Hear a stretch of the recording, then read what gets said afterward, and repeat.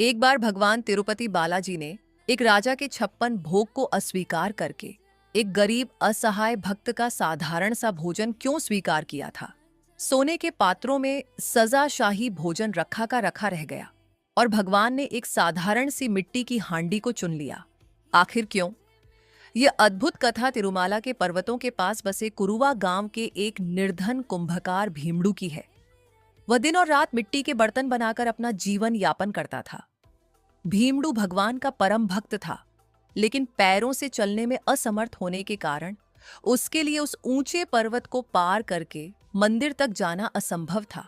इसीलिए उसने अपने घर में ही मिट्टी की एक मूर्ति बनाई और उसी की आराधना करने लगा। निर्धनता के कारण उसके पास भोग लगाने के लिए केवल ठंडे दही और चावल के अतिरिक्त कुछ नहीं होता था। वह अपने ही हाथों से बनाए मिट्टी के पात्र में उसी सादे भोजन को आंसुओं के साथ सच्चे मन से भगवान को अर्पित करता था।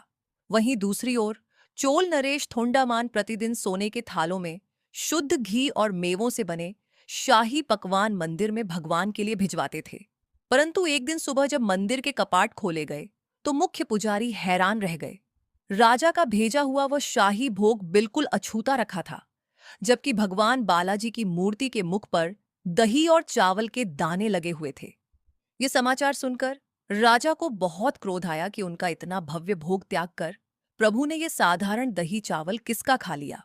लेकिन जल्द ही उनका सारा अहंकार चूर चूर हो गया। उसी रात भगवान बालाजी ने राजा के स्वप्न में आकर कहा, हे राजन, कुरुवा गांव में मेरा एक भक्त भीमडू निवास करता है। मुझे तुम्हारे सोने के पात्रों और शाही व्यंजनों से कहीं अधिक उस असहाय भक्त की मिट्टी की हांडी और सादा दही चावल प्रिय है, क्योंकि तुम्हारे भोग में राजसी वैभव है, लेकिन उसके भोग में दिखावा नहीं, केवल सच्चा प्रेम है। अगली सुबह ही राजा थोंडामान उस गांव में गए और उस गरीब भक्त के चरणों में गिर गए।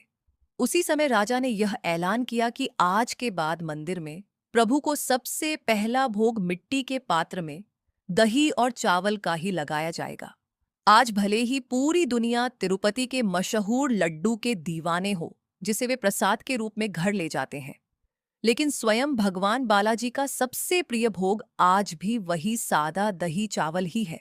धार्मिक मार्गदर्शिका चैनल के सभी दर्शकों से निवेदन है, अगर प्रभु के सच्चे प्रेम की कहानी ने आपके हृदय को भी छुआ है तो बिना कंजूसी किए कमेंट में जय तिरुपति बालाजी या ओम नमो वेंकटेशाय जरूर लिखें।